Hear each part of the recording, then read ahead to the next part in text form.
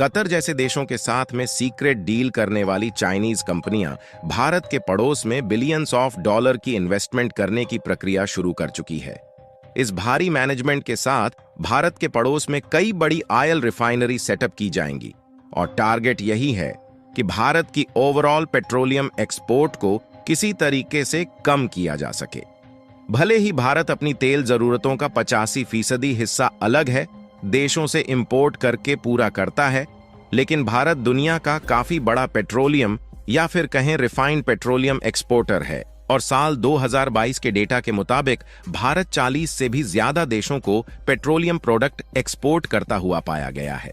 और सिंपल सी बात है कि जब भारत इतनी बड़ी मात्रा में पेट्रोलियम एक्सपोर्ट कर रहा है तो सीधा सा मतलब यह है कि भारत काफी बड़ा रेवेन्यू भी इससे जनरेट कर रहा है।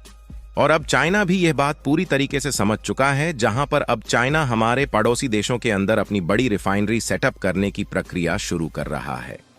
पूरी डेवलपमेंट क्या है इस वीडियो में समझते हैं। भारत जिस तरह से अपनी ऑयल इंडस्ट्री को बढ़ा रहा है उसके लिए इस वीडियो को एक लाइक जरूर करें। साथ ही इसी तरह और भी नॉलेजेबल वीडियो देखने के लिए चैनल को सब्सक्राइब जरूर कीजिएगा। दोस्तों, रिसेंटली रिपोर्ट के मुताबिक सिनोपैक ने रिसेंटली श्रीलंका के साथ में करीब 4.5 बिलियन US डॉलर के रिफाइनिंग प्रपोजल के साथ बातचीत शुरू की है और श्रीलंका की तरफ से इसको ग्रीन सिग्नल भी दिया जा चुका है।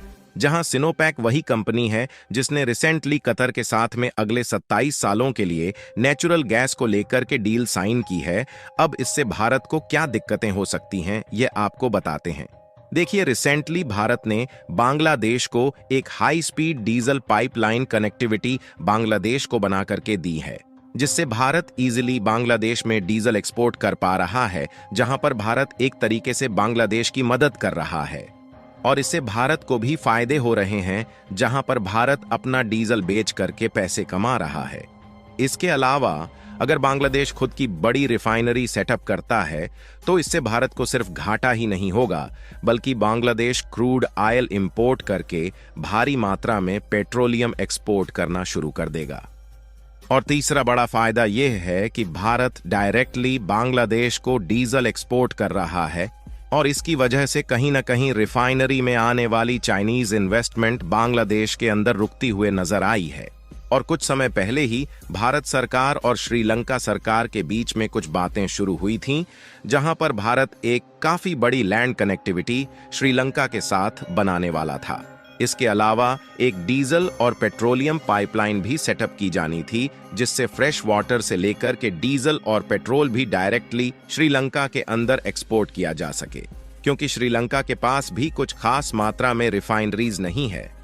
और ओवरऑल देखा जाए तो 1969 में श्रीलंका के अंदर ईरान की तरफ से सिर्फ एक रिफाइनरी सेटअप की गई थी, जो कि श्रीलंका की इस समय सबसे बड़ी रिफाइनरी है और यह श्रीलंका में समुद्र के किनारे स्थित है।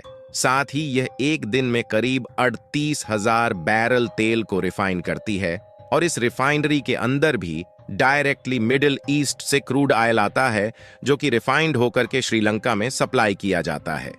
इसके अलावा श्रीलंका यहां से पेट्रोलियम प्रोडक्ट का कार्गोज में भी इस्तेमाल कर रहा है और चाइना की प्लानिंग यही है कि इस बड़ी रिफाइनरी को श्रीलंका के अंदर सेटअप किया जाए और मिडिल ईस्ट से क्रूड ऑयल मंगा करके श्रीलंका में रिफाइंड किया जाए और उस एरिया से गुजरने वाले जितने भी कार्गोज है वहां पर उनकी रिफिलिंग की जाए, जिससे भारी मात्रा में रेवेन्यू जनरेट हो सके। ओवरऑल इसे देखा जाए तो सीधे तौर पर चाइना को फायदा होने वाला है। भले ही कहने को श्रीलंका को इसके बदले कुछ टैक्सेस मिलेंगे, लेकिन जिस तरीके से श्रीलंका के ऊपर चाइना ने कई सारे लॉन्स डाल रखे हैं, इससे श्रीलंका को शायद कुछ खास फायदे ना हो। लेकिन अब समय आ चुका है कि भारत को भी अपनी प्रेजेंस बढ़ानी चाहिए और जल्द से जल्द भारत और श्रीलंका के बीच में जिस पाइपलाइन के प्रोजेक्ट की शुरुआत की जानी थी, अब उसे शुरू किया जाना चाहिए। दोस्तों, इसके अलावा हमने ऐसा कई बार नोटिस किया है कि जब जब भारत के ऊपर मुसीबत आई है, कई बार भारत के दोस्त देशों ने बढ़ चढ़ कर भारत का साथ देने में कोई भी कसर नहीं छोड़ी है। और अब भारत के ऊपर एक और बड़ा संकट आया है, जो है कोयला संकट। भारत जो कि दुनिया का दूसरा सबसे बड़ा स्टील प्रोड्यूसर कंट्री है, लेकिन इसके स्टील प्रोडक्शन में लगातार गिरावट होने की संभावना जताई जा रही है। और ऐसा इसलिए क्योंकि स्टील प्रोडक्शन में बड़ी मात्रा में इस्तेमाल होने वाला कोयला, जो कि भारत इंडोनेशिया और ऑस्ट्रेलिया जैसे देशों से आयात करता था, वो लगातार अपने कोयले की कीमत बढ़ाते चले जा रहे हैं। और सिर्फ कीमतें नहीं बढ़ाई जा रही, इसके अलावा ट्रांसपोर्टेशन कॉस्ट के साथ साथ ट्रांसपोर्टेशन को भी धीमा किया जा चुका है। लेकिन घबराने की बात नहीं है, क्योंकि भारत अब रूस को अपना नया अल्टरनेटिव ऑप्शन चुनने जा रहा है और अब रूस भी भारत की सप्लाई चेन में बढ़ चढ़कर हिस्सा लेगा। पहले हमने देखा है कि रूस ने भारत को किस तरीके से कच्चे तेल पर डिस्काउंट दिया, और आज भारत से एक्सपोर्ट होने वाले रिफाइंड पेट्रोलियम का पूरा यूरोप दीवाना हो चुका है। लेकिन सोचने वाली बात यह है कि यह वही यूरोप है जिसने भारत का बढ़ के विरोध किया था कि भारत रशिया से कच्चा तेल बड़ी मात्रा में आखिर क्यों खरीद रहा है। और अब भारत एक बार फिर बड़ी चाल चलने जा रहा है और यूरोप से भारी मात्रा में कोयला खरीदने की प्रक्रिया शुरू करेगा। दोस्तों, यदि भारत के बड़े सप्लायर की बात की जाए तो इसमें शामिल है Indonesia, Australia, south Africa, United state और रशिया, जिसमें इंडोनेशिया और ऑस्ट्रेलिया हमारा सबसे बड़ा पार्टनर है, जिनसे हम करीब 34% अपने टोटल कोल इंपोर्ट को पूरा करते हैं। वहीं साउथ अफ्रीका करीब 12% और बाकी बचे हुए देश इसको पूरा करते हैं। लेकिन साल 2023 में भारत अपने टोटल कोल इंपोर्ट का करीब 80% हिस्सा इंडोनेशिया, साउथ अफ्रीका और रशिया से पूरा किया है। लेकिन लगातार बढ़ रही कीमतों के कारण भारत को अपने सप्लाई चेन चेंज करनी पड़ेगी।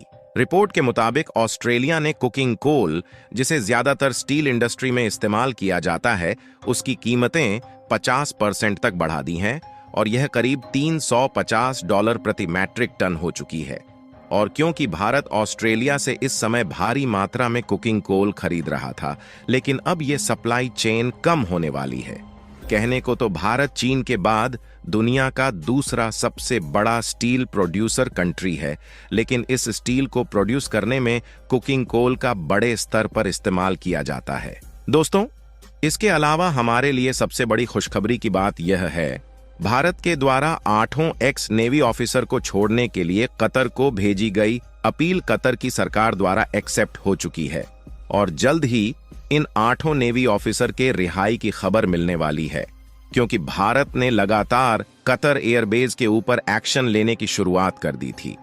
बाकी आप लोग उनके सही सलामत भारत वापसी के लिए कमेंट में दुआएं करते रहे। इस वीडियो को यहीं पर खत्म करते हैं। इस वीडियो को एक लाइक जरूर करें और अपने दोस्तों तक इस वीडियो को शेयर करें ताकि उन्हें भी जानकारी मिल सके। इसी तरह और भी नॉलेजेबल वीडियो देखने के लिए अपने भरोसेमंद चैनल को सब्सक्राइब करके बेल नोटिफिकेशन को ऑल पर जरूर रखें। वीडियो को अंत तक देखने के लिए धन्यवाद।